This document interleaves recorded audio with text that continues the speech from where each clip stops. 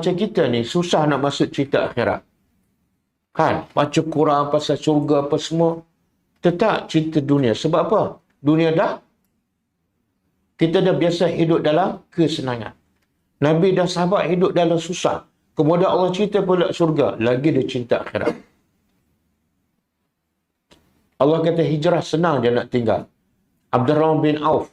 Masa kat Mekah kaya. Bila Allah kata hijrah, tinggal semua sekali. Satu sen pun tak bawa.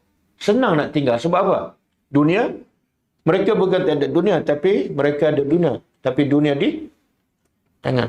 Ini kekuatan sahabat. Hasil daripada didikan Nabi melalui Al-Quran. Kita kadang-kadang cerita akhirat ni. Saya bagi contoh lah. Kita biasa dengarkan. Siapa solat sunat 12 rakaat setiap hari. Allah bina untuknya sebuah istana di syurga. Hanya solat sunat 12 rakaat. Ramai tak buat. Ramai yang tak tahu satu bab lah. Yang tahu pun tak buat. Betul tak? Yang buat pun kadang-kadang tak cukup. Sebab apa? Sebab cinta dunia terlalu. Kadang-kadang dengan telefon je.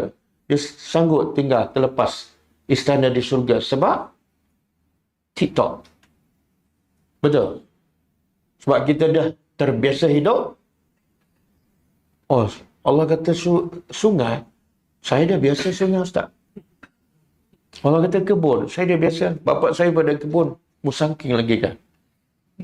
Jadi akhirnya cerita akhirat tak berapa nak masuk. Sebab dalam hati ada dunia.